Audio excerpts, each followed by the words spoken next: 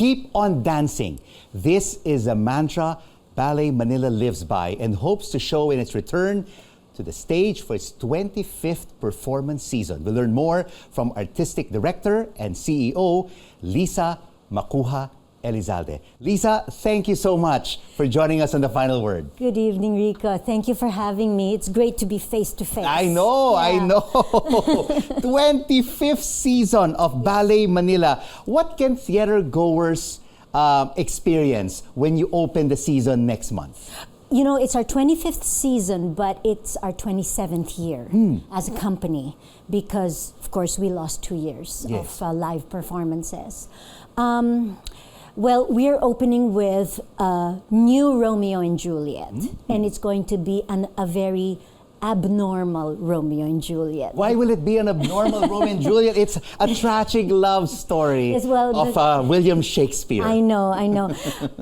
It's going to be set in the Philippines. Choreography is by Martin Lawrence, a British choreographer who is like a resident choreographer in Ballet Manila already. He's been doing works for us since 2017. And he's going to put Juliet in jeans. And, you know, it's going to be the Montaños versus the Capuletos. Okay. And, you know, the Duke of Verona is a mayor, a barangay mayor. Very interesting with the local setting. Is it set in Manila? The first brawl is going to be set in a karaoke bar. Yeah, so it's that unusual. Oh, wow, something to look forward to. Yes. Wow. And it's not going to be all to Prokofiev. It's going to have a lot of OPM music as well. For example, the balcony scene is going to be danced to Sana'y Wala Nang Wakas, instrumental. Oh, yeah. Wow. OPM, Romeo and Juliet. This is a truly unique setup which everyone should be looking forward to. I'm really excited. We open on February 18 and 19 in Aliw Theater. And after Romeo and Juliet, what comes next during the classic season? It is my favorite ballet to dance before when I was younger, Don Quixote. And I'm going to be inviting Catherine Barkman from San Francisco Ballet, and she's going to be dancing with Esteban Hernandez. He's a principal of San Francisco Ballet. And when will this be staged? This is going to be on May 28 and 29. 28 and 29. And you have a third show also planned. Yes, the third show is on August 19 and 20. That's Ang Ibong Adarna of Gerardo Francisco. Now, before the pandemic, we actually planned to celebrate Ballet Manila's 25th season with a national tour of Gerardo Francisco's Ibong Adarna. So it's a Filipino full-length ballet, of course, based on the story of Ibong Adarna. And it's actually the first Filipino full-length ballet that went on international tour. We had several performances in Israel. 3 very strong stories on stage to be danced by Ballet Manila. You have a ballet school, Lisa. Will some of your talents from this ballet school be part of these 3 productions? Always. I believe that a ballet student needs to have performance opportunities. So, you know, what better way to hone your talent with a live performance? And if you can do that while you are a student in the school, why not?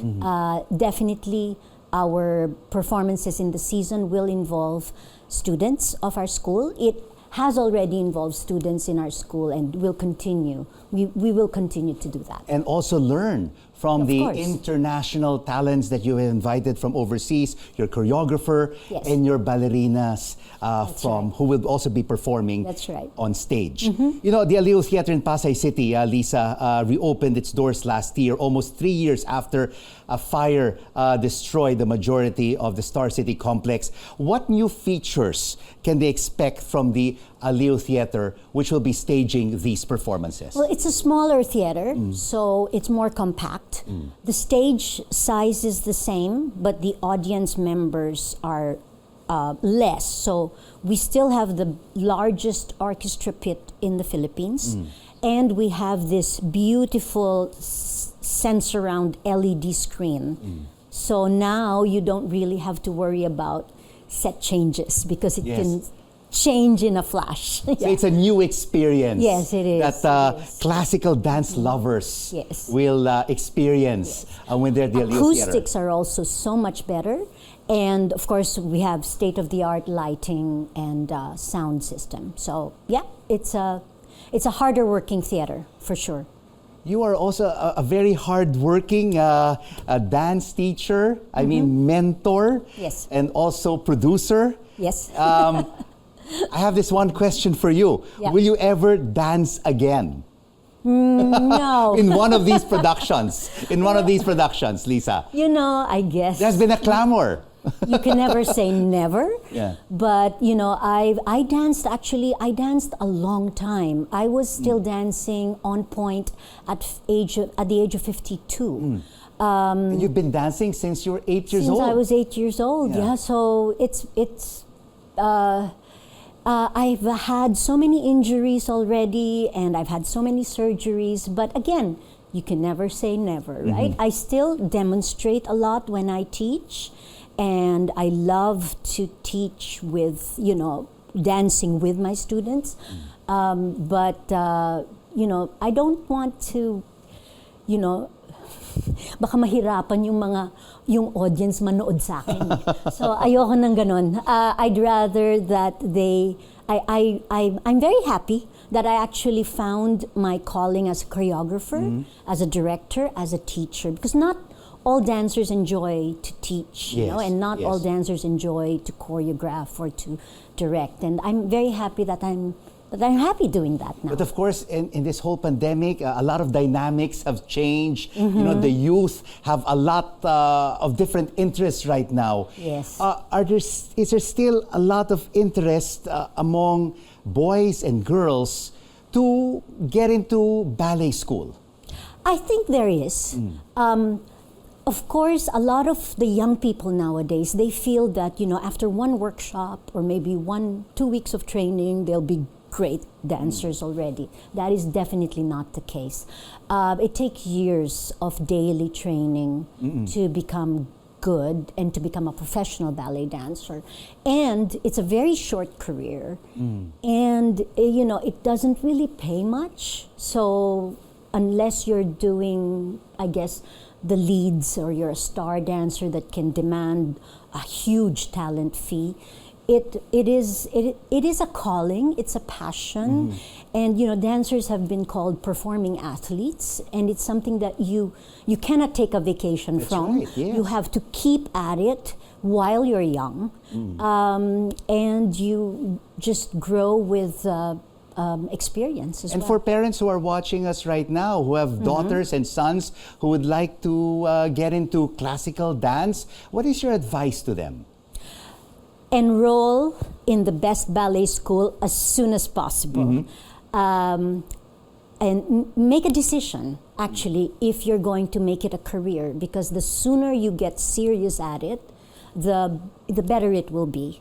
And you know, once you're under the mentorship of the best teacher, or the best in the best company, or in the best school that will train you, give it your best. You have to invest like 110% of your time, energy. Huwag matakot sa pawis, huwag matakot sa sakit ng katawan, because that's part and parcel of it. And finally, Lisa, invite our viewers to watch the performances of Ballet Manila, which is on its 25th performance season starting next month. We open with Romeo and Juliet in Aliw Theater on February 18 and 19. Please come and watch the ballet. You know, I dream of the tickets to the ballet selling out like tickets to a K-pop concert. That's right. I like that comparison. I like that comparison. There's just so much interest right now in the Hallyu wave, right? K-pop, K-drama. We do hope that this will also rub off on Filipino ballet. Yes, please. Come to the ballet. Come to Ballet Manila's 25th season.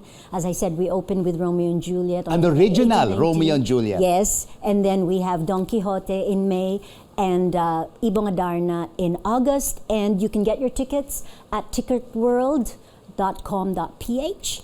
And, you can buy subscription or you can buy individual tickets. Lisa Macuja, thank you so much for joining us on The Final Word. Thank you for having me. Prima ballerina and Ballet Manila CEO, Lisa Macuja-Elizalde.